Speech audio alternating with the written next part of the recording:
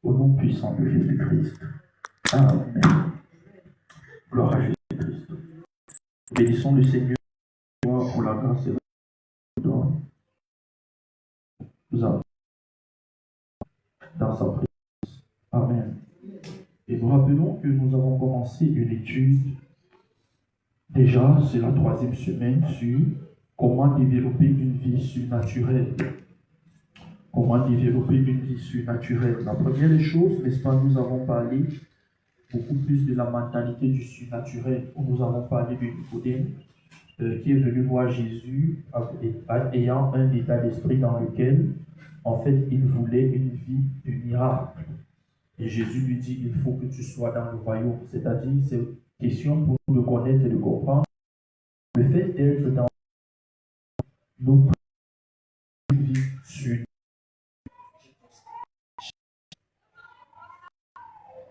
le fait d'être dans le royaume nous prédispose à une vie surnaturelle. Et la Bible nous dit que nous portons la nature, nous devenons participants de la nature divine. Mais en plus de cela, nous avons compris en plus que pour développer une vie surnaturelle, nous avons besoin d'une vie de foi. De développer une vie de foi. Vous savez, la plupart du temps, plusieurs personnes vivent en dehors de la foi dans le christianisme. Et nous avons vu dans le livre d'Hébreux au chapitre 11, verset 6, que sans la foi, il est impossible de lui être agréable. On dit impossible de lui être agréable parce que la Bible dit, parce qu'il faut que celui qui s'approche de Dieu sache que Dieu existe et qu'il est le rémunérateur de ceux qui le cherchent. Ça veut donc dire que, en fait, le fait de vivre pour Dieu devrait nous amener à développer une vie de foi. L'apôtre Paul pouvait dire, nous marchons par la foi et non par la vue. C'est-à-dire, c'est la capacité de visualiser dans le règne spirituel sur ce que Jésus-Christ a déjà fait et a accompli. C'est-à-dire, ce qui, dans sa parole, nous autorise et nous donne le droit légal d'avoir une certaine position. Or, la foi, donc, n'est pas juste une émotion. La foi n'est pas une pensée positive. La foi est une réalité interne. C'est un sentiment, je veux dire une réalité interne qui nous amène à, ou alors une substance profonde, spirituelle, qui nous amène à nous positionner sur ce que Jésus-Christ a fait, n'est-ce pas? Ou alors sur une promesse de Dieu, sur ce que la parole de Dieu dit, et qui nous amène à agir en conséquence. Ça veut dire que celui qui adopte une vie de facilité, ce que Dieu avait dit. Si je dis que j'ai la foi, ça ne veut pas dire que je ne rencontre pas de difficultés, non. Mais si j'ai la foi, ça veut dire que je me positionne sur la parole de Dieu. La foi n'est pas le fait de renier les réalités physiques, non. La foi est juste le fait de croire à des vérités supérieures. Parce qu'en fait, nous avons des réalités physiques, mais nous avons une vérité supérieure qui est dans la parole de Dieu. Ça veut dire qu'en ce moment, si je dis que j'ai la foi, ça veut dire que je me situe, je me positionne sur une vérité supérieure. Vous savez,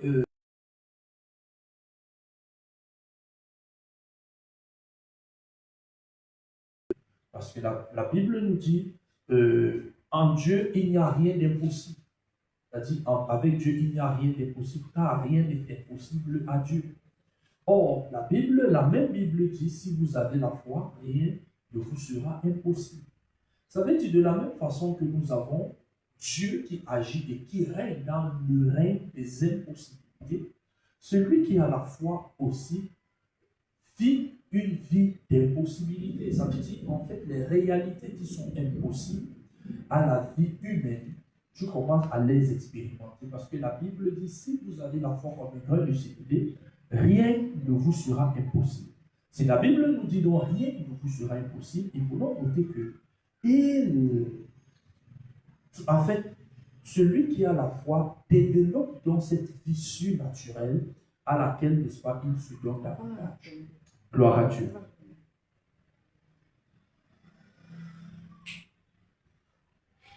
Gloire à Dieu. Et maintenant, lorsque nous parlons donc de cela, bien-aimés, il est important de noter que aussi vrai que la foi est importante, mais la foi pourrait avoir certaines limites. La foi pourrait avoir certaines limites. Je prendrai un exemple. Regardez une personne, par exemple, qui se retrouve en train d'aller voir Jésus. Tenter d'aller voir Jésus, et Jésus lui dit, voici ta foi t'a sauvé. Mais la personne a eu besoin d'aller voir Jésus. Mais une question se pose, si en fait cette personne avait la foi, pourquoi est-ce que cette personne a eu besoin d'aller voir Jésus? Je ne sais pas si on se comprend. Je vais bien établir la base. La Bible dit, si vous avez la foi, n'est-ce pas, rien ne vous sera impossible. Mais si la personne a eu la foi, pourquoi a-t-elle eu besoin d'aller voir ou alors d'aller rencontrer Jésus? Pour dire que la foi est-elle importante? Oui, la foi est importante. La foi permet-elle de régner dans le, ou alors de développer une vie d'impossibilité? Oui, elle le permet. Mais cependant, la foi a certaines limites si on ne se base que sur celle-ci. C'est pourquoi, si la femme, par exemple, qui avait la perte du sang, sa foi était suffisante, n'est-ce pas, pour que le miracle soit effectué, elle ne serait pas allée voir Jésus-Christ.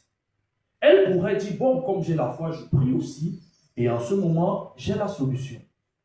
Mais soyez-en sûrs, c'est que où elle était là, elle avait déjà peut-être tellement prié personnellement et n'a pas eu le résultat. Nous pouvons voir d'autres exemples. Nous voyons par exemple la femme syro-phénicienne qui était là. Jésus-Christ lui a dit, va, ta foi est grande.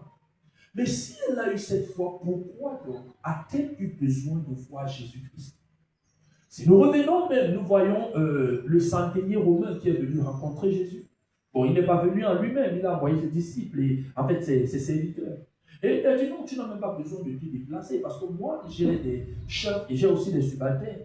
Si en fait, je dis à quelqu'un, va, il va, je dis à l'autre, viens, dis seulement un mot, ma fille sera guérie. Jésus-Christ a témoigné, il dit, même en Israël, je n'ai pas trouvé une aussi grande foi. Ça veut dire, Jésus-Christ témoigne sa foi et approuve sa foi.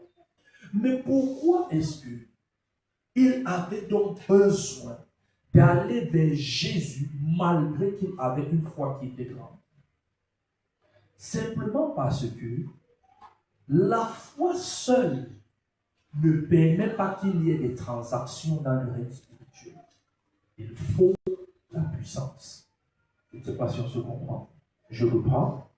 La foi seule ne permet pas qu'il y ait des transactions dans le règne spirituel. Il faut la puissance. C'est pourquoi, quand nous comprenons très bien le passage, ou alors très bien ceci, les gens ne vont pas juste se limiter sur l'enseignement de la foi pour dire j'ai la foi, j'ai la foi, j'ai la foi.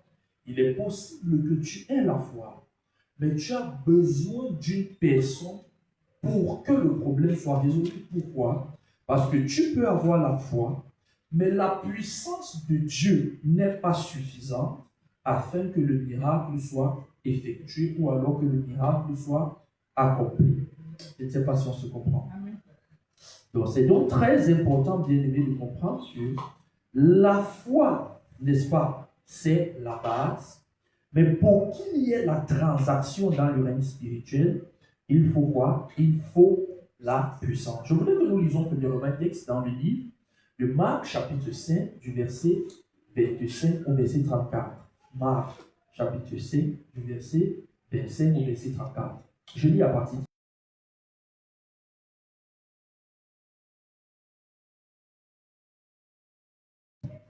Elle avait beaucoup souffert entre les mains de plusieurs médecins. Elle avait dépensé tout ce qu'elle possédait et elle n'avait éprouvé aucun soulagement, mais était allée plutôt en empirant. Ayant entendu parler de Jésus, elle vint dans la foule par derrière et toucha son vêtement. Car elle disait, Si je puis seulement toucher ses vêtements, je serai guéri. Au même instant, la perte de sang s'arrêta. Et elle sentit dans son corps qu'elle était guérie de son mal. Jésus connut aussitôt en lui-même qu'une force est sortie de lui au milieu de la foule qui a touché mes vêtements. Ses disciples lui dirent, tu vois la foule qui te presse et tu dis qui m'a touché. Et il regardait autour de lui pour voir celle qui avait fait cela. La femme, effrayée et tremblante, sachant que ce qui s'était passé en elle, vint se jeter à ses pieds et dit toute la vérité. Jésus lui dit, ma fille, ta foi t'a sauvée. Va en paix et sois guérie de ton mal. Amen. Vous voyez aussi l'histoire de Jésus-Christ dans une guerre. En fait, il y a une dame qui a une perte de sang pendant 12 ans. Et voici donc, elle vient et elle s'approche de Jésus en arrière et elle touche Jésus. Elle touche le bord de son vêtement parce qu'elle touche seulement le vêtement, je serai guéri. Et lorsqu'elle le fait, elle a été guérie. Mais la Bible dit Jésus a ressenti qu'une force était quittée de lui, n'est-ce pas? Ou alors était partie de lui. Ça veut dire que nous comprenons au travers de cela que à chaque fois qu'il y a un miracle, il y a une transaction spirituelle. Je ne sais pas si on se comprend. Je reprends. À chaque fois qu'il y a un miracle, il y a une transaction spirituelle. Une transaction spirituelle, c'est quoi? C'est en fait un mouvement de la puissance de Dieu. Parce qu'il faut une dose de puissance pour accomplir un certain miracle ou alors pour accomplir un certain exploit. Ce qui veut dire que le simple fait d'avoir la foi, c'est la base. Maintenant, pour les actions,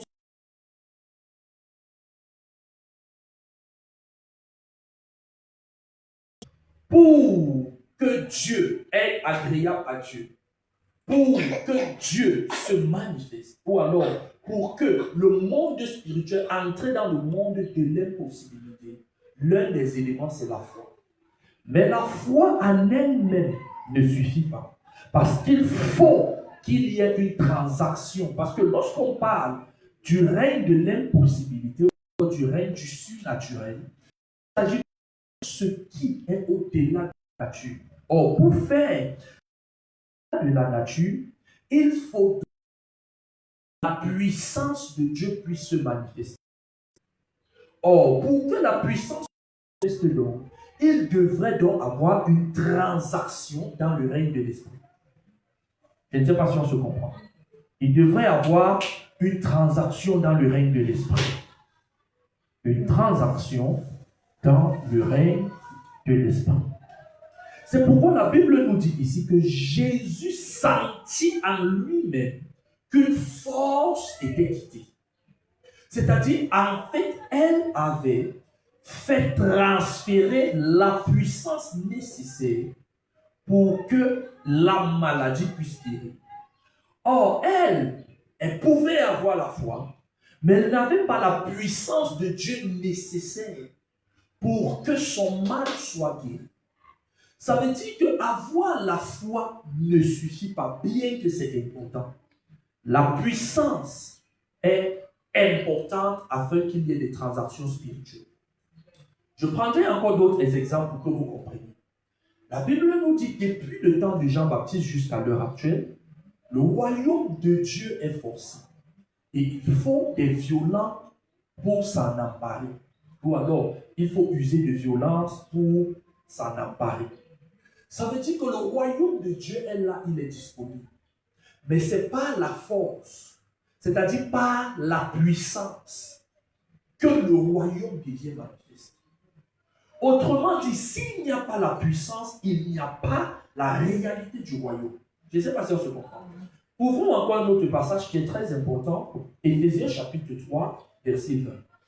Nous allons comprendre au travers de ceci l'importance de la puissance de Dieu et par la suite, nous allons voir comment développer la puissance de Dieu.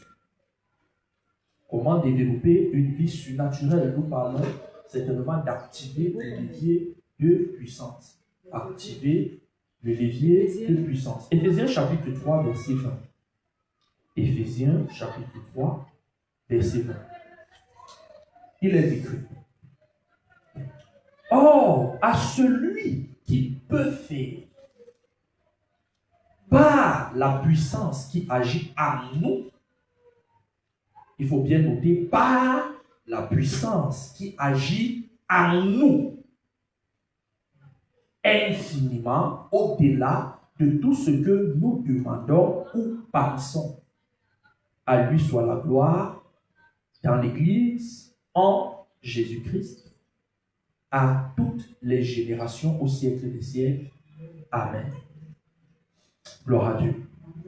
La Bible dit, or, à celui qui peut faire. Dieu qui peut faire.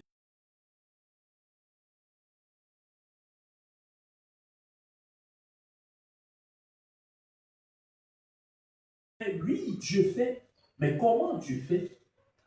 Dieu agit par la puissance qui agit. Ça veut dire Dieu a la capacité d'œuvrer.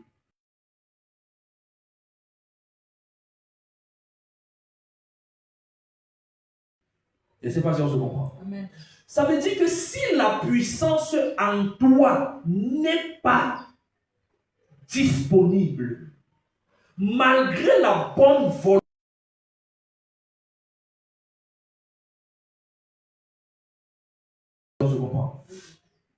ça veut dire que il y a des choses que malgré tu es.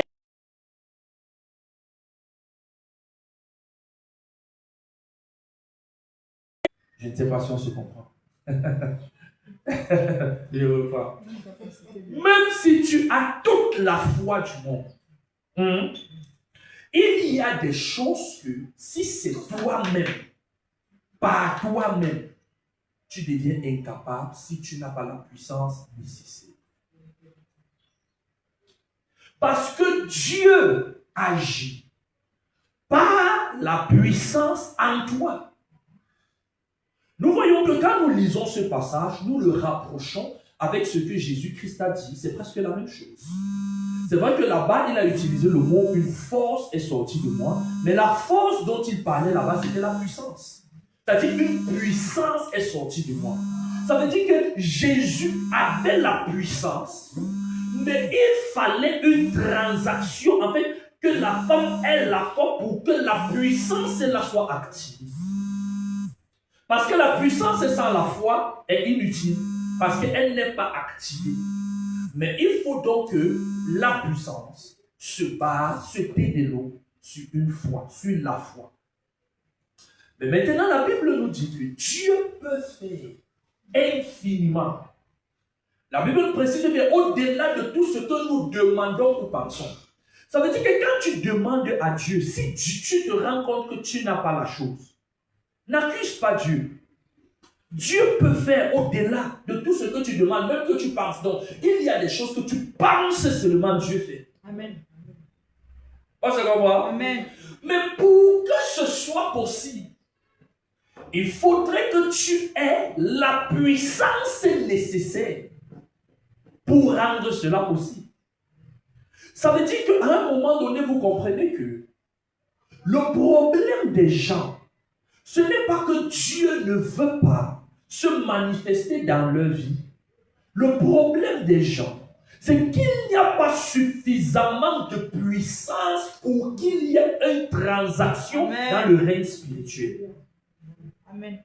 Lorsque la puissance est disponible, il y a facilement une transaction dans le règne spirituel, ce qui amène le miracle à se manifester. Je vais expliquer quelque chose. Regardez. Le mot puissance et le mot miracle en grec, c'est la même chose. Quand nous lisons puissance, le mot qui est utilisé en grec, c'est dunamis. Quand nous parlons de miracle, le mot qui est utilisé en grec, c'est dunamis. Mais vous voyez, en français, nous avons deux mots différents. Mais nous comprenons que la puissance est interne. alors que le miracle est externe. Le miracle, c'est ce que nous voyons à l'extérieur. Le miracle, c'est le résultat de ce que nous recherchons. C'est la manifestation externe. Alors que la puissance, c'est l'élément interne qui permet de manifester ce qui est à l'extérieur. Or, vous vous rendez compte que beaucoup de gens sont à la quête du miracle, mais parfois ne recherchent pas la puissance qui est à l'intérieur, qui permet au miracle de se manifester à l'extérieur.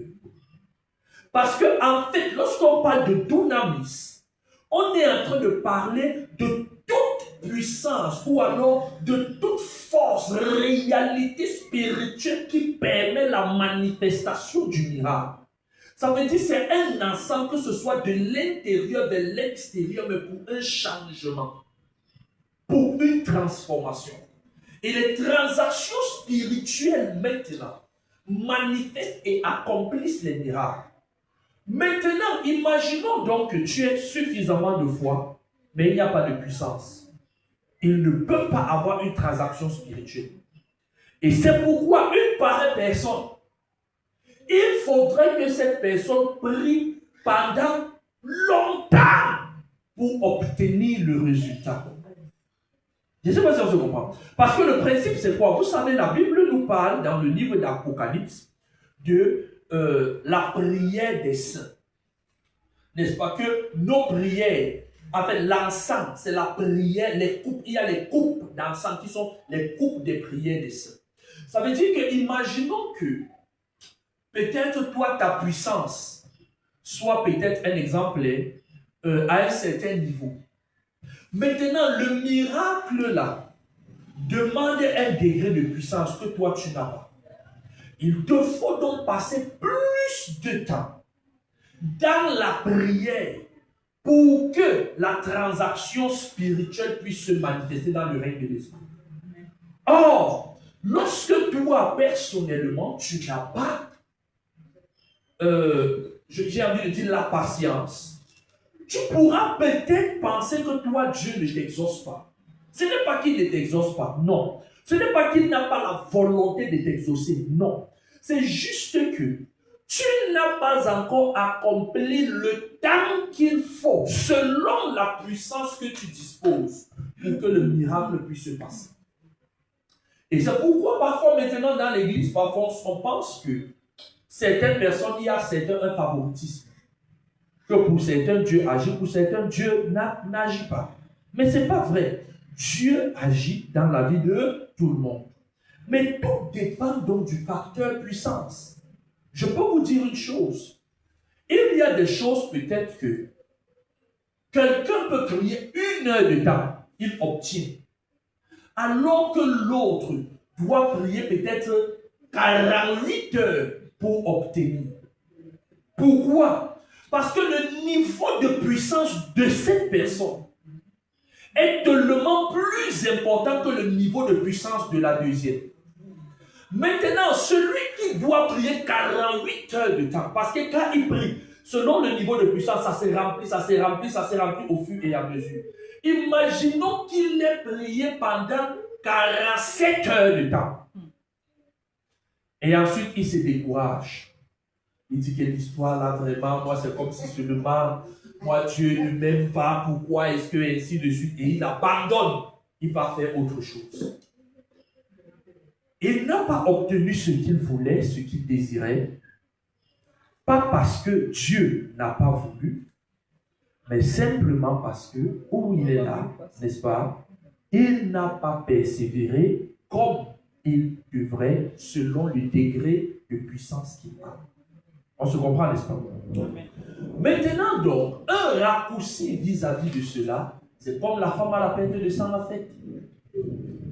Sachant que tu vois que la situation est en train de tourner, la situation est en train de tourner, et tu te demandes bien, est-ce que où c'est là, j'aurai le résultat?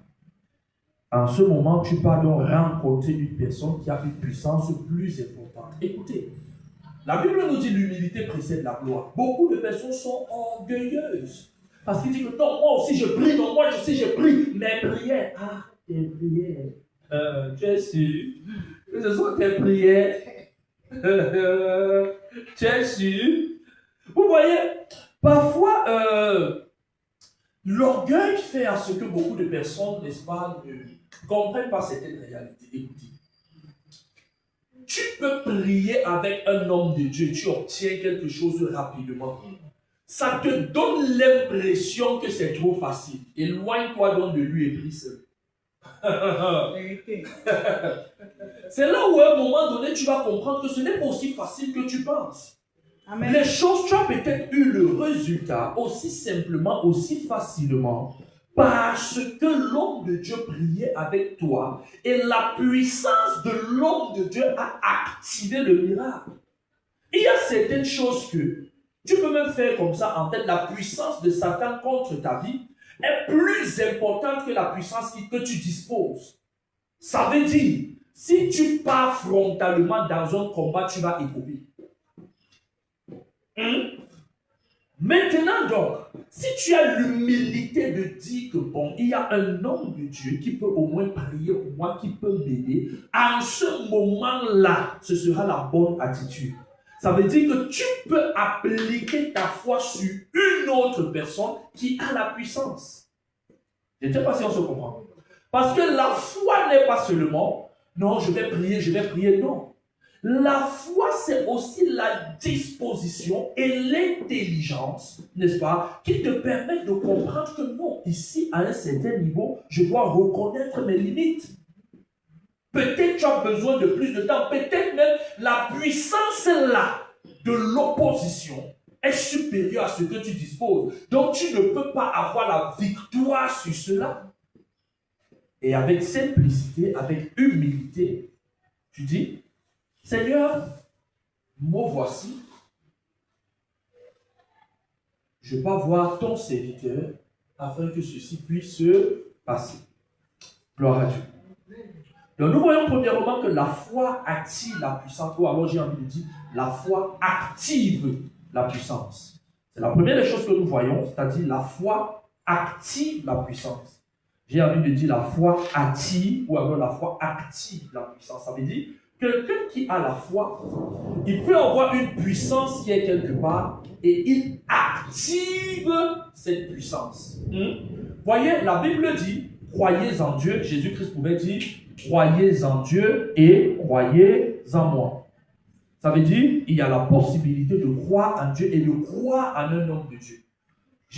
N'est-ce pas, dans 2 Chroniques 20, il pouvait dire, croyez en l'Éternel et vous réussirez, croyez en ses prophètes et vous prospérerez.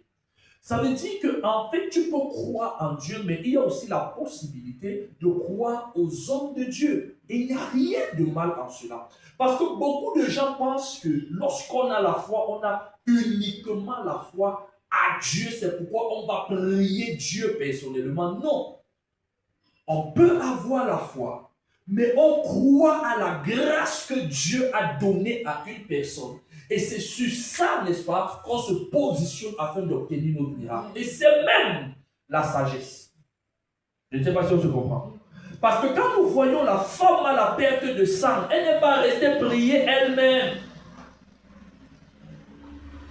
Et soyez-en sûrs, si elle priait elle-même, elle pouvait le faire pendant longtemps et n'aurait peut-être jamais le résultat. Voilà donc elle est partie, elle a appliqué sa foi vers Jésus. La deuxième des choses que nous voyons, c'est que la puissance est la capacité divine qui manifeste le surnaturel. Vous voyez, au travers d'Éphésiens chapitre 3, verset 20, je vais dire quelque chose de façon très simple. La puissance est la monnaie d'échange dans le règne spirituel. Je reprends, la puissance, c'est la monnaie d'échange dans le règne spirituel. Je dis dans le règne spirituel, je n'ai pas dit dans le royaume de Dieu. Je dis pratiquement dans le règne spirituel. Parce que même un sorcier, avec une puissance maléfique, s'il a la puissance à un certain niveau, il peut avoir des transactions spirituelles. Des transactions spirituelles. Je ne sais pas si on se comprend. Voilà. Maintenant, regardez. Si la puissance est la monnaie d'échange dans le règne spirituel, ça veut dire, faire une monnaie d'échange, c'est quoi? C'est que la monnaie, à quoi c'est la monnaie? C'est que il y a un article qui est là, dont tu as besoin. Toi, tu es ici et tu as ce qu'on appelle la monnaie, bon, qu'on appelle régulièrement dans le monde contemporain, tu as l'argent nécessaire. Il te faut suffisamment d'argent pour donner afin de récupérer l'article pour obtenir cela. Je ne sais pas si on se comprend. Ça veut dire que la puissance est l'élément dans le règne spirituel qui permet à ce qu'il y ait des transactions dans le règne de l'esprit. Si il n'y a pas de puissance, il n'y aura pas de transaction du règne de l'esprit dans la réalité. Pourquoi? Parce que la puissance nécessaire n'y est pas. Donc, pour que quelque chose se passe, ça peut être un miracle, il faudrait que la puissance nécessaire pour l'accomplissement du miracle soit présente. Ainsi donc, si tu ne développes pas la puissance de Dieu en toi, sur certaines situations, tu auras l'impression d'être... En fait, tu seras frustré parce que tu auras l'impression que Dieu ne t'écoute pas, mais ce n'est pas vrai. Au lieu de dire, moi, Dieu ne m'écoute pas, moi, pourquoi est-ce que je souffre comme ça? Développe plutôt cette énergie pour développer la puissance de Dieu en toi, pour grandir dans la puissance, pour développer l'onction en toi. Parce que Dieu ne peut que agir par la puissance qui agit en toi. Plus tu grandis en puissance, plus tu fais des exploits, plus tu as certaines possibilités. Tout ne se limite pas sur la prononciation des termes et des expressions. Tu vas voir quelqu'un faire certaines choses, il fait peut-être certains mouvements. Tu crois que non, quand je vais aussi faire le mouvement là, les choses vont se passer. Fais. C'est là qu'on va voir. C'est là qu'on va voir. Fais alors le mouvement là, non? Parce que beaucoup de gens pensent, beaucoup de gens ont l'impression qu'il s'agit juste de l'imitation de certaines choses. Comme certains pensent souvent que, comme on dit, il y a la puissance dans le nom de Jésus, que quand moi aussi je vais dire au nom de Jésus, ça va changer. Non, ce n'est pas une histoire du nom de Jésus. C'est une histoire de l'autorité spirituelle que tu as. Est-ce qu'on se comprend? Amen. Or, au lieu de travailler donc pour développer la puissance de Dieu en toi, beaucoup de personnes, la plupart du temps, sont dans les imitations. Imitation. C'est la puissance qui guérit les malades, qui chasse les démons, qui détruit les œuvres de Satan, qui transforme les vies, qui confirme la prédication de l'évangile. C'est la puissance qui le fait. Or, nous voyons donc que la puissance donc est comme une capacité, ou alors j'ai envie de dire, la puissance est un peu comme un tuyau, n'est-ce pas? Or, si nous parlons d'un tuyau, la puissance donne la possibilité de faire quoi? La puissance donne la possibilité de faire véhiculer, n'est-ce pas, ce par quoi Dieu se manifeste. Donc la puissance de Dieu, c'est comme c'est mieux de dire comme un récipient dans lequel il y a transfert du liquide qui est à l'intérieur pour accomplir des miracles. Ça veut dire que lorsque tu as la puissance de Dieu, tu as une capacité de Dieu en toi. Ainsi donc, lorsque quelque chose sort de toi comme en Jésus, tu deviens comme vide. Il faut donc te recharger au fur et à mesure. Or, nous tous, nous n'avons pas la même capacité en termes de vase. Ça veut dire qu'il y a certaines choses que je peux faire et que toi, tu ne peux pas faire. Ou alors, même si tu réussis à le faire, ce sera en beaucoup de temps. Alors que moi, peut-être, je peux le faire même aussi simplement. Est-ce que ça veut dire que Dieu me privilégie par rapport à toi? Pas vraiment. C'est juste que dans la puissance, j'ai juste de l'avance par rapport à toi. Et de deux, ce qu'il faudrait noter, c'est que la puissance de Dieu n'est pas uniquement dans un domaine. Parce que la puissance de Dieu, en fait, c'est ce qu'on appelle l'onction. C'est-à-dire la dose de puissance. L'onction, c'est quoi? La dose de puissance nécessaire dans la vie d'une personne pour accomplir les desseins de Dieu. Amen. Si nous parlons donc de l'onction, ça veut dire que, en fait, l'onction ne se manifeste pas uniquement dans un domaine. Je prendrai un exemple pour que vous compreniez mieux. Il y a par exemple l'onction dans le domaine de la guérison, qui est la puissance de Dieu dans le domaine de la guérison. Il y a par exemple l'onction dans le domaine, par exemple, de la délivrance. Vous voyez? Il y a par exemple l'onction dans le domaine de la prospérité. Il y a par exemple l'onction dans le domaine, par exemple, l'onction prophétique. Vous voyez, la capacité, par exemple, de recevoir des messages de Dieu.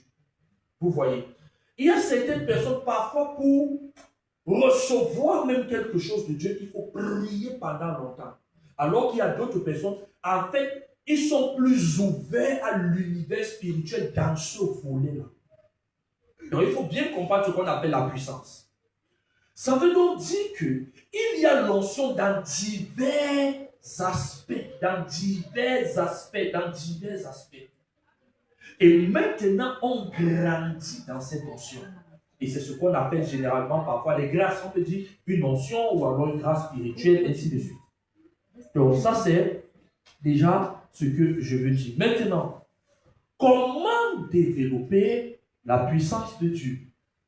Comment développer la puissance de Dieu? Ça, c'est une question que nous nous posons la plupart du temps parce que plusieurs personnes veulent, aspirent, n'est-ce pas, désirent la puissance de Dieu. Et on se demande bien, qu'est-ce que je peux faire pour développer la puissance de Dieu? Comment est-ce que je peux développer la puissance de Dieu? Parce que nous savons très bien que la puissance, c'est la monnaie d'échange du royaume. Si je veux que Dieu se manifeste dans le royaume de Dieu, il faut la puissance. Mais maintenant, je dois grandir dans la puissance. Comment est-ce que je peux faire? Amen. J'aimerais que nous ouvrons la première des choses, pour la première des choses, le premier point, n'est-ce pas? Ouvrons Jean chapitre 7, verset 37. Jean chapitre 7, verset 37.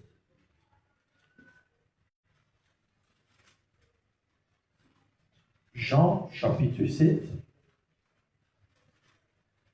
verset 37.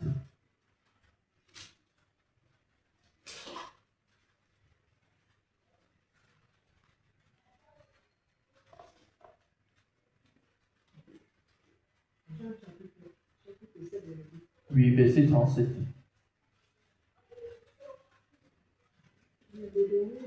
Oui. Le dernier jour, le grand jour de la fête,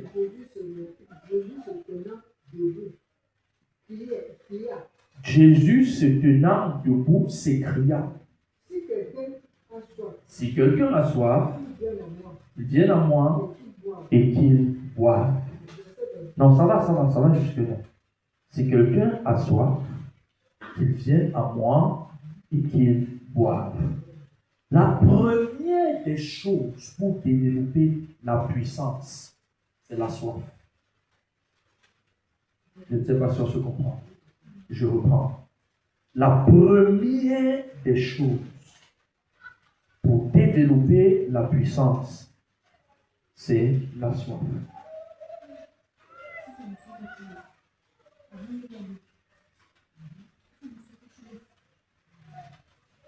La première des choses pour développer la puissance, c'est quoi? C'est la soif.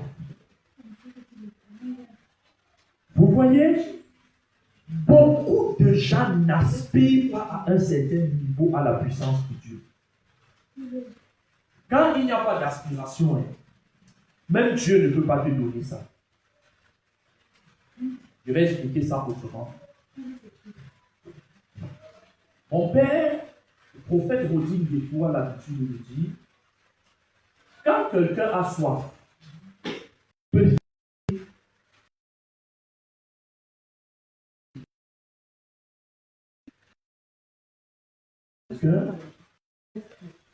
quand quelqu'un n'a pas soif, même un verre d'eau le dépasse. Je ne sais pas si on se comprend. Quand quelqu'un a soif, donne-lui un verre d'eau, je veux dire 1 litre et demi, il peut avaler tout. Mais quand quelqu'un n'a pas soif, un verre d'eau même, c'est trop pour lui. Vous voyez, l'une des choses que Dieu veut pour chacun d'entre vous, c'est que le de la puissance. Tu veux, tu désires. Sans ça, tu ne sais pas comment faire. En fait, lorsque tu te vois nul, tu te vois nulle part, tu te vois parce que tu n'as pas la puissance de Dieu, tu désires. C'est la première des choses. Vous voyez, la convoitise est une mauvaise chose, mais dans les choses de Dieu, il faut convoiter. Je ne sais pas si on se comprend. Je reprends. La convoitise, dans un sens, est une mauvaise chose. Mais pour les choses de Dieu, il faut convoiter. Parce que, à la base, Dieu ne nous donne pas tout. Dieu peut nous donner juste une sémence. Mais tout dépend de la façon dont tu aspires. Et c'est de cette façon dont Dieu te décidera. Amen. Ça veut dire que si nous voyons quelqu'un qui vient, qui croise les pieds à lui, c'est comme si Dieu veut faire ce qu'il veut faire dans ma vie, qu'il fasse. Quand Dieu lui-même va te regarder, il va seulement secouer la tête. Parce que les choses précieuses ne s'obtiennent pas facilement. Ah ouais. C'est comme on comprend. Il n'y a rien de précieux que tu obtiendras facilement. Je dis rien. Quand c'est rien, c'est que c'est rien. Pour que certaines personnes aient la puissance, il faut un prix qu'il faut payer. Or, le prix commence à partir de quoi? De la soif. Tu désires ardemment. J'ai envie de dire quelque chose même, d'une certaine façon.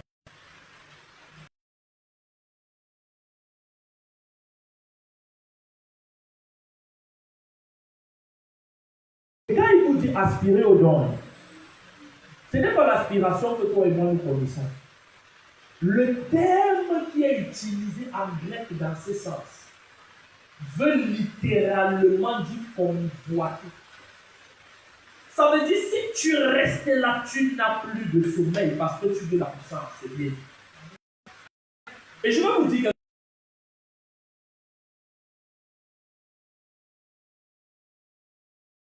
ce n'est pas du Satan.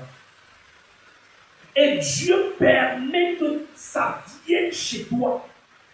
Parce qu'il veut susciter quelque chose en toi où tu vas dire trop, c'est trop.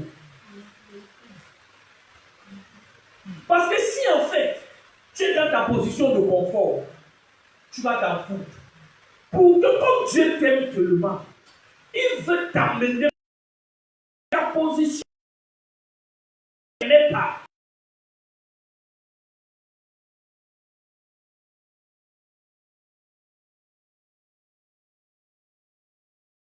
Parfois, c'est Dieu qui les provoque. Parce qu'il faut qu'on t'humilie pour que tu prennes la décision que ça ne doit plus se passer comme ça. Et ça va créer et générer quelque chose en toi qui va t'amener à chercher Dieu. Et c'est pas ça que je comprends. Regardez. Parfois, c'est notre... Yes.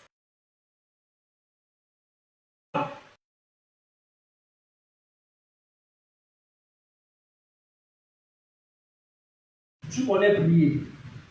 Mais lorsque les problèmes s'arrêtent un peu, en ce moment-là, je dis que non, moi je ne suis pas plein l'église. Bon, je ne sais pas pourquoi je dois encore partir là-bas, je n'ai pas de problème. Tu dis que bon, ok, que non, parce que les gens pour lesquels on priait là, c'est pourquoi il est quand Dieu voit ça, il dit, ah, donc pour que tu pries, il faut le problème. Oh, Dieu dit que j'ai alors trouvé la solution pour que tu pries. Dieu envoie alors beaucoup de problèmes. Tu envoies donc alors beaucoup de problèmes. Tu penses que c'est Satan? Non, c'est parce que Dieu veut que tu pries. Amen. Donc en fait, l'une des choses très importantes que nous avons besoin, j'ai envie de dire la première des choses, c'est quoi? C'est la soif. C'est la soif. C'est la soif. C'est la soif. Parce que plus tu as soif, plus Dieu se manifeste. Parce que la soif te permet d'arriver dans un environnement ou alors d'avoir une détermination intérieure qui te permet de traverser et d'aller de l'autre côté. Je ne sais pas si on se comprend. Amen. La deuxième des choses dont nous pouvons parler, n'est-ce pas, pour je vais dire développer la puissance de Dieu, c'est une vie de prière constante. Je reprends une vie de prière constante. De prière constante.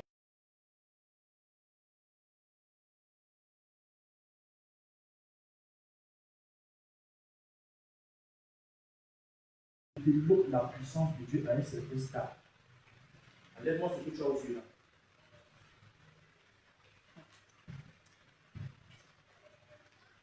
En ce moment, la prière est l'une des choses qui te permet de te connecter avec le règne spirituel. Vous voyez, la plupart du temps, nous avons toujours cru que la prière est uniquement le fait de demander les choses à Dieu. Mais lorsque vous avancez, vous vous rendez compte que non, ce n'est pas exact. Il y a des types de prières, mais parmi les types de prières, l'un des types de prières les plus importants, c'est la communion.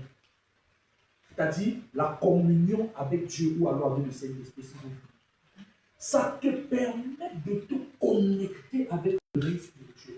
Ça active, n'est-ce pas, les sens spirituels. Ça développe la puissance de Dieu en toi. Et quelqu'un qui a une vie de prière intense développe aussi la puissance de Dieu à un certain niveau. Or, quand tu parais dans la prière, peut-être toi ta prière c'est notre Père qui est aux cieux, que ton nom soit sanctifié. Dès que tu finis là, tu dis que j'ai prié aujourd'hui. Tu connais ce devant prier, quand tu restes là comme ça là et tu dis Seigneur, je te remets ma nuit, sois avec moi, protège-moi au nom de Jésus, Amen. C'est là où tu fais le. Quand tu te lèves le matin, tu dis Seigneur, merci pour la nuit, je te remets la journée, sois encore avec moi au nom de Jésus, Amen. Je vais te dire une vérité, c'est que ce n'est pas suffisant. Regardez. La Bible nous dit, celui qui s'attache à Dieu fait avec lui un seul esprit. Quand tu t'attaches, on s'attache à Dieu par quoi? La communion. Puisque la Bible nous dit, approchez-vous de Dieu et il s'approchera de vous. Tu t'approches de lui comment? Par la prière. Et maintenant, lui, il s'approche de toi comment? En te remplissant. Par ailleurs, la Bible nous dit, Jésus-Christ dit, demeurez en moi et je demeurerai en vous. Il dit, demeurez en moi, c'est-à-dire vous devez demeurer en moi, c'est-à-dire rester attaché à moi, au travers de quoi? Votre communion avec moi.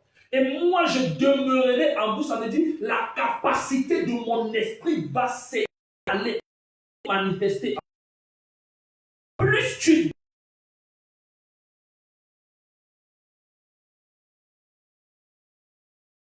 par la puissance par laquelle il te remplit. Amen. Il dit, n'est-ce pas, celui qui s'attache à Dieu fait avec lui un seul esprit. Ça veut dire qu'il n'y a plus ton esprit ou alors l'esprit de Dieu. C'est un seul esprit. Ça veut dire le Saint-Esprit devient comme ton esprit. Il commence à avoir une certaine ressemblance entre ton esprit et l'esprit de Dieu. Autrement dit, tu deviens comme l'expression réelle de Dieu étant sur la terre. Pourquoi? Parce que tu t'attaches à lui. Or, l'un des véritables problèmes, c'est que dans la vie de prière, tu pries aujourd'hui, demain tu ne pries pas.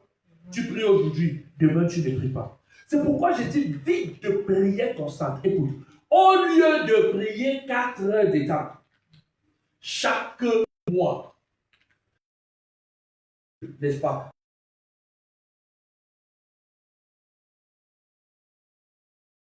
Et tu pries une fois par mois, 4 heures de temps. Il vaut mieux même prier 30 minutes chaque jour. Je ne sais pas si on se comprend.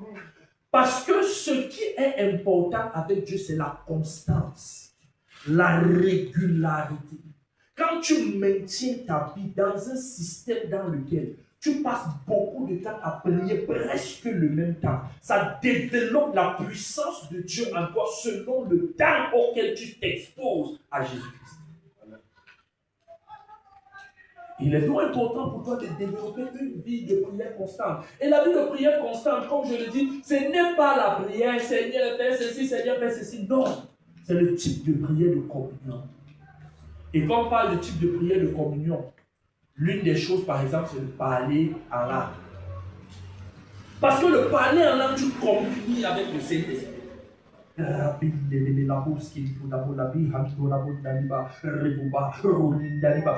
tu restes connecté, concentré. Tu amènes, tu te bâtis de l'intérieur. Quand tu le fais constamment, presque chaque jour, il y a un niveau de puissance que tu commences à développer. C'est pas ça comprend. Regardez.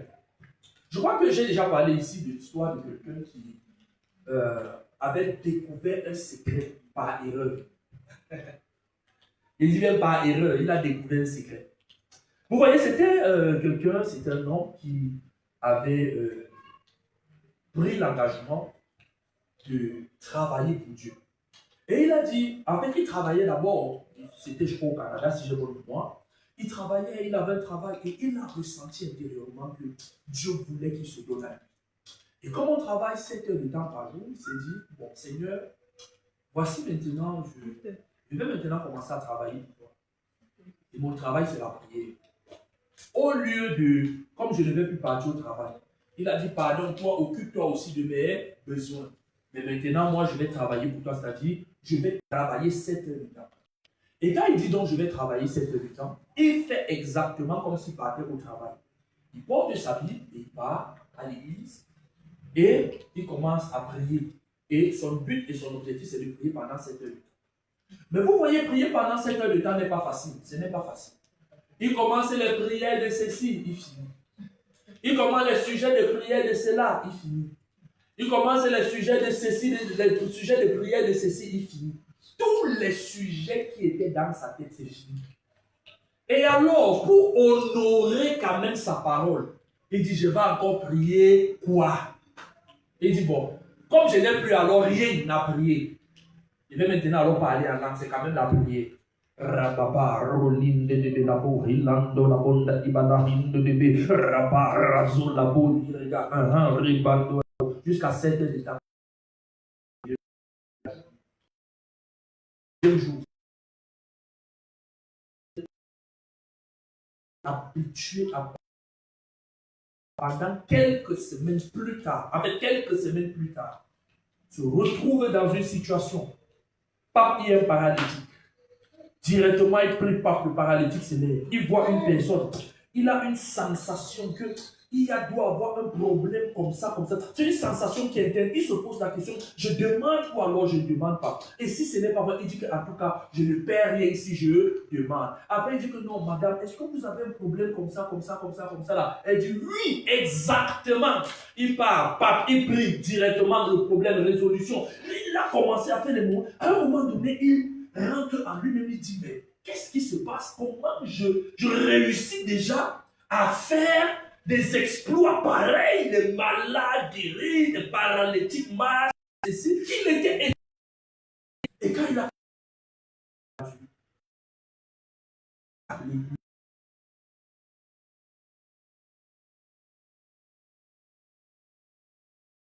Il lui dit que tu ne savais pas, mais c'est un principe très important et par erreur, tu as découvert un principe très puissant. Et il a donc écrit un livre sur le parler à moi. Vous voyez parfois ce que nous faisons, c'est cette chose, d'autres prennent ça comme la blague, non, non, Raka, c'est quoi, ainsi de suite. Tu ne sais pas ce que tu fais. Je me souviens, j'habitais chez une maman qui était sorcière lorsque nous étions du côté de l'eau. Et chaque fois que je me plaçais là pour parler à elle, parce qu'elle avait même du serpent dans les toilettes, elle dit j'habitais, on louait chez elle, nous étions dans un camp qui était là. Mais quand je restais là comme ça, je prenais même 2 heures de temps comme ça là. Elle se plaignait. C'est quel genre de prière comme ça là. Bon, j'ai envie de dire, c'est une foi très importante pour développer la puissance de Dieu, c'est-à-dire une vie de prière constante. On peut beaucoup plus parler dans ça, du parler en langue. Amen. Une autre chose, ou alors un autre point que je voudrais mentionner, n'est-ce pas, c'est le jeûne, pratiquer constamment le jeûne. Jeûner développe la puissance de Dieu. Jeûner rend sensible aux réalités spirituelles, au monde spirituel. Le jeûne est très important pour un chrétien, pour un enfant de Dieu. Ne reste pas comme ça, tu dis que non, moi je ne jeûne pas, ainsi de suite. Non, tu dois commencer à jeûner. Et moi je conseille à chaque personne, à chaque chrétien, de jeûner. S'il ne fait rien, c'est un jour chaque 2 semaines. Je reprends, un jour chaque 2 semaines. Si tu jeûnes par exemple du matin jusqu'à 18h chaque 2 semaines, ou alors une fois par semaine, ça ne va pas te tuer. Une fois par semaine, l'histoire, ça ne va pas te tuer. Quand tu développes une vie de jeûne constant, tu vas te rendre compte qu'à un moment donné, tu coules à une certaine dimension de l'esprit. Je vous rassure. Les gens qui ne jeûnent pas se font généralement du mal. Ils se font beaucoup de mal. Quelqu'un qui jeûne, parce que quand tu jeûnes, tu permets un peu de maîtriser les passions de ta chair afin d'élever ton esprit. Or, comme la puissance se véhicule par l'esprit, en ce moment, tu développes donc cette capacité de faire véhiculer la puissance. Ça veut dire, si tu veux développer la puissance de Dieu à un certain niveau, développe j'ai envie de dire la constance du jeûne. Jeûne, ce n'est pas parce qu'on va te dire fais, ne fais pas ainsi de suite. Non, dis-toi qu'à partir de maintenant, mon programme de jeûne, c'est comme ci, comme ça, comme ci, comme ça. Quand tu vas le faire, à un moment donné, toi-même, tu vas commencer à voir certaines choses dans ta vie. Beaucoup de personnes sont tellement lourdes que les dons spirituels ne peuvent pas se manifester dans leur vie. Parce que tu es tellement lourd. Il faudrait un peu jeûner pour développer une certaine sensibilité. Écoutez, je vais vous dire quelque chose. Dieu parle à tout le monde. Parce que certains parfois pensent que Dieu parle à certains et Dieu ne parle pas à d'autres personnes. Non, Dieu parle à tout le monde. Mais le seul problème, c'est que certains n'ont pas la capacité d'écouter Dieu.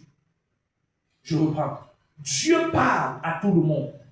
Mais plusieurs n'ont pas la capacité d'écouter Dieu. Je vais dire ça autrement. Dieu est l'émetteur. Mais nous, tellement lourd que arrive, on pas nous à le recevoir. Yes. On se comprend? C'est ça le véritable problème. C'est un peu comme je disais en ce qui concerne la puissance.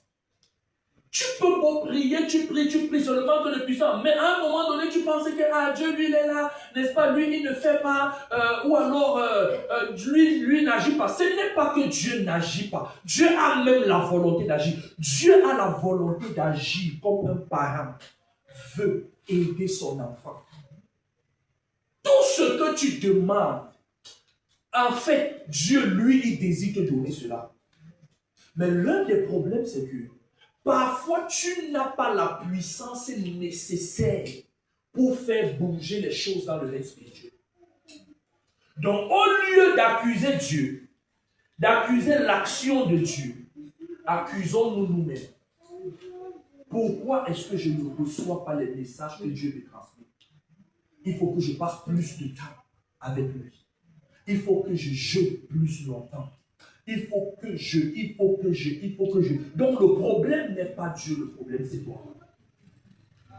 Gloire à Dieu. Amen. Et un autre point, n'est-ce pas, que je peux développer concernant la puissance de Dieu, n'est-ce pas, c'est de mettre la puissance en action. Mettre la puissance en action. Qu'on le veuille ou pas, qu'on l'accepte ou non.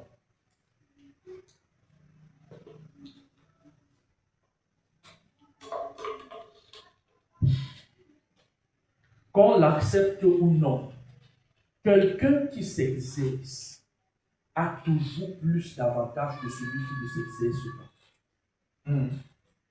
Quelqu'un qui s'exerce a toujours plus d'avantages que celui qui ne s'exerce pas. Tu vas rester comme ça, tu vas dire que non, moi, à quoi ça sert peut-être de prier pour ceci, de prier pour ça, de prier pour ceci, de prier pour ça. Quand quelqu'un passe beaucoup de temps, il prie pour ça, il prie pour des situations, il prie pour ça, il prie pour ça, à un moment donné, la puissance de Dieu commence à couler à flot. Je vais vous dire quelque chose. Beaucoup de gens parmi vous, vous voulez certains dons. Mais moi, je vais vous poser la question. Vous voulez ces dons pourquoi? Tu veux un don de guérison. Mais est-ce que toi, tu pries pour les malades? Est-ce que tu te soucies même des malades? Est-ce que tu cherches même les malades pour prier pour eux? Tu veux un don de prophétie, un don prophétique. Mais toi, tu ne pries jamais pour les gens, pour les autres. Tu n'intercèdes jamais. Tu ne peux pas rester comme ça là. Parce que Dieu va te révéler la vie des gens comment quand toi, tu n'es pas disposé à prier et intercéder pour eux. C'est quand tu intercèdes pour les gens à un moment donné que le Seigneur peut ouvrir tes yeux. Que tu peux ressentir qu'il y a peut-être un problème à ce niveau, qu'il y a une situation à un autre niveau, qu'il y a quelque chose qui se passe comme ci ou alors comme ça. Donc ça veut dire que Dieu utilise ceux-là qui se disposent pour lui. Mais toi, tu ne te disposes jamais. Tu vis ta vie une place. Tout ce qui te concerne, c'est ta vie propre. Moi, dès que ma vie, ça va, je m'en fous de tout le monde. Tu crois donc que Dieu va déposer certaines choses en toi, pourquoi? Dieu va déposer sa puissance en toi pour quel objectif? Or, plus tu t'exhortes même à manifester la puissance, plus ça monte. Plus tu pries même pour des gens, à un moment donné, n'est-ce pas, tu vas prier pour des gens, tu vas voir le résultat. Mais je peux vous dire, pour avoir le résultat, tu n'as pas le résultat le premier jour. Amen. Hein? Et il y a des échecs que tu as, les échecs. J'ai envie de vous dire quelque chose. Mieux vaut essayer et échouer que de ne pas essayer. On se comprend? Avant d'arriver où tu peux voir quelqu'un comme ça, là, tu pries, tu déclares à distance, les choses se passent. Il y a le moment où tu passes une nuit de prière pour la personne. Et parfois, malgré la nuit de prière, là, il y a un changement qui est vraiment...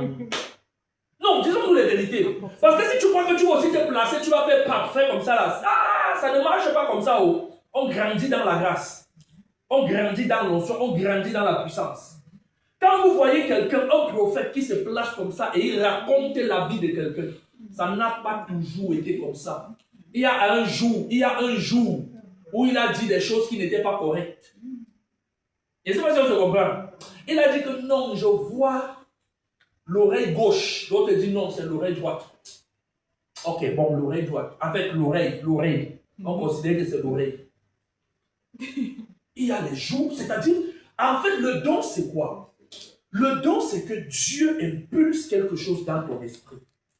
Et toi maintenant, si c'est peut-être dans la prophétie, tu ressors une interprétation. Or, lorsque ton esprit est saturé par beaucoup de choses, peut-être à gauche et à droite, ça fait que Dieu a parlé, Dieu t'a montré. Mais maintenant, toi, la réception, parfois, tu n'es pas assez, j'ai envie de dire, sensible pour recevoir exactement. C'est la raison pour laquelle tu peux recevoir, mais tu n'es pas sûr. C'est comme si c'est une pensée qui vient dans ton cœur. Tu ne sais pas si c'est toi-même, si c'est Dieu, si c'est une imagination, un ensemble de choses comme ça là. Parfois, tu dis quelque chose qui n'est pas correct. Bon, mais ça ne doit pas t'intimider et t'amener à rester tranquille. Non. À un moment donné, tu continues. Ça n'a pas donné aujourd'hui, il n'y a pas de problème. Mais vous voyez, le royaume de Dieu est pour les violents, pour les gens qui font, c'est-à-dire tôt ou tard, je vais avoir ça. Je comprends. Tôt ou tard, j'aime ça, je vais avoir ça. C'est-à-dire, si je prie pour un malade aujourd'hui, il ne guérit pas. Je pars, je cherche le deuxième, je prie, il ne guérit pas. Je cherche le troisième, je prie, il ne guérit pas. Je cherche le quatrième. Tant que ça ne marche pas, je continue. Et quand tu as dans cet état d'esprit, à un moment donné, tu vois, il y a des choses, ça commence la flamme commence à prendre un peu. Tu te rends compte, j'ai prié pour l'autre, ça va un peu.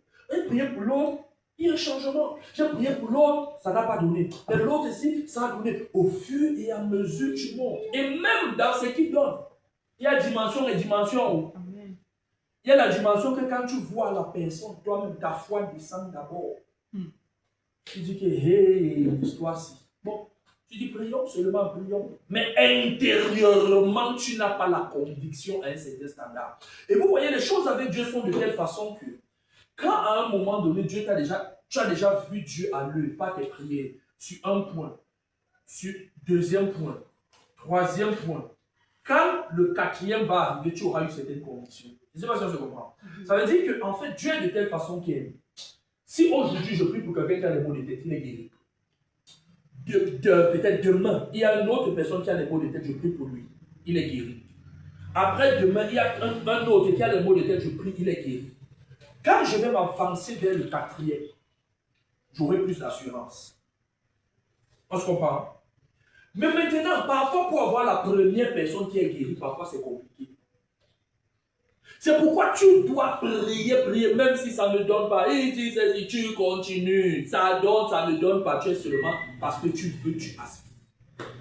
On se comprend, non? Plus tu t'exerces, plus tu développes certaines choses, plus tu deviens même sage, plus tu développes même certaines... Il y a une sagesse qui vient, une façon de voir, de comprendre et toutes ces choses-là. C'est très, très, très important. Gloire à Dieu.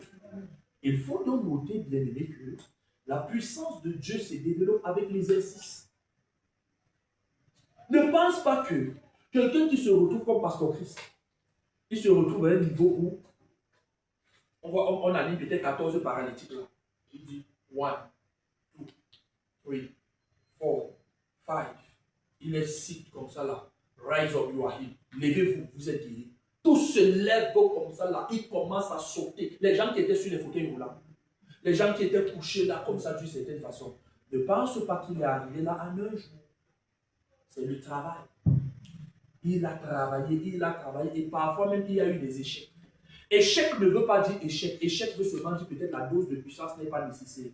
Et parfois, pour augmenter la dose de puissance en toi, Dieu lui-même t'envoie certains problèmes que ici, là, tu vas prier fatigué jusqu'au résultat. Parce que tu ne peux peut-être pas accepter continuer avec ce genre de vie. Oh, ça fait partie de ton entraînement pour que tu développes la puissance de Dieu. Gloire à Dieu. C'est donc très important, bien aimé, de savoir que la puissance de Dieu se développe, la puissance de Dieu s'active.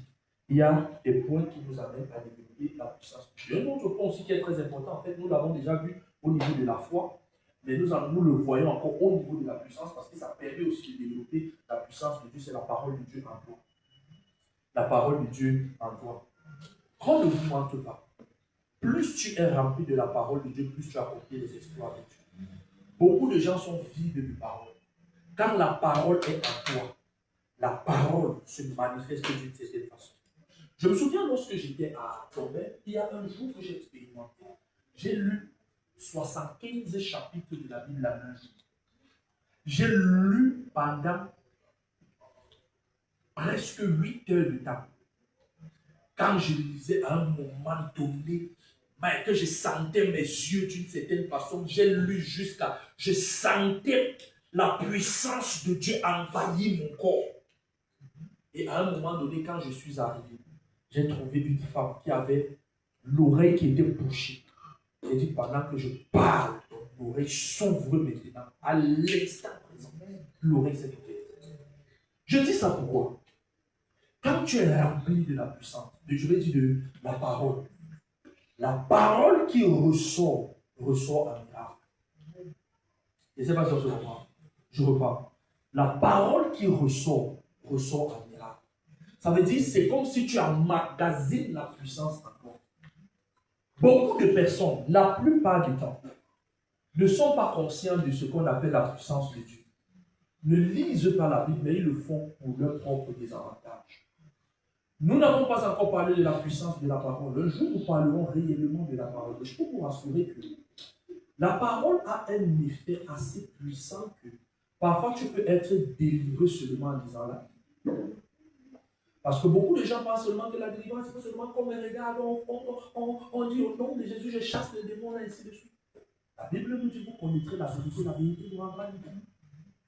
Ça veut dire qu'à un moment donné, il y a certaines choses qu'on vit et qu'on expérimente. Oh, c'est quoi ça?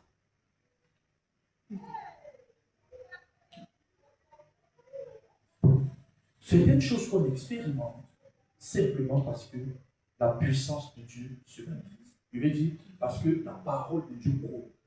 Et il est donc important de se mettre dans un environnement dans lequel la parole de Dieu doit tomber. Gloire à Dieu. Amen. Donc il est donc important, bien aimé, de savoir que la puissance de Dieu devrait se développer dans ta vie. Parce que la puissance de Dieu, c'est la monnaie d'échange du royaume. C'est ça qui permet à Dieu d'agir. Ça veut dire, si il n'y a pas de puissance de Dieu en toi, Dieu sera dans l'incapacité d'agir dans ta vie. Je vais dire ça autrement. L'onction, ce n'est pas la manifestation du Dieu du ciel. L'onction, c'est la manifestation du Dieu qui est en toi.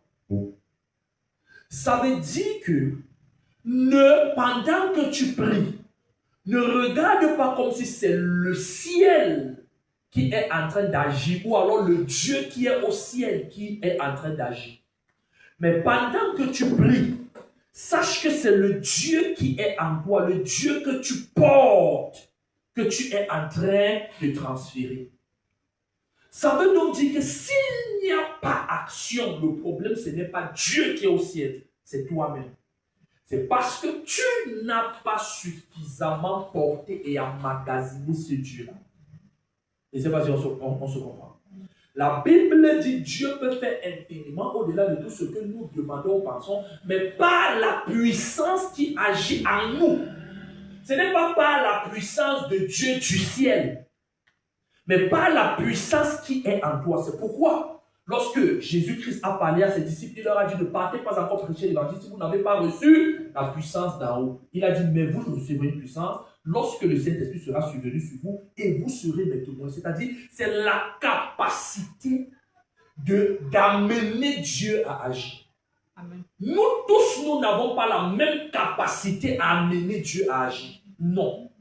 Ça veut dire l'onction ou alors la puissance de Dieu, c'est la capacité d'amener Dieu à agir ou alors à se manifester. Donc, si la puissance de Dieu en toi est faible, tu n'as donc pas la capacité d'amener Dieu à se manifester à une certaine échelle. Est-ce qu'on se comprend? Élève ta voix et parle à Dieu et dis Seigneur, remplis-moi de ta puissance. Remplis-moi de ta puissance. Remplis-moi de ta puissance. Razi la bosque, tout la bota di badari, de di badadosi, la badoski, te debe. Mente de di badari, de di badabazo, ti debe di badari, te debe se rebo. Quand tu debe la bota di badari, te debe se rebalazo, ti debe. Koba di badari, zilaba, ribalasco, ti debe, rabota di badari, zilaba. Monte debe di bado, la bosi, la badoski, te debe. Monte debe ribala bazi, te debe zibado, la bosi, la badoski, te debe. Reboba, ilazo la boski, te debe da di badari, te debe da boda di badari, te debe. Kobila bita di badari, zilabado, la bondi debe da boski, te debe raba. Père, remplis-moi de ta puissance, remplis-moi de ta puissance. Remplis-moi de ta puissance, remplis-moi de ta puissance. Remplis-moi de ta puissance. J'ai encore œuvré dans ma vie au Père. Dans le nom puissant de Jésus. Reçois la gloire, l'honneur et la puissance. Au nom puissant de Jésus-Christ. Amen. Amen. Gloire à Dieu. Je ne sais pas s'il y a une question, nous sommes dans une étude.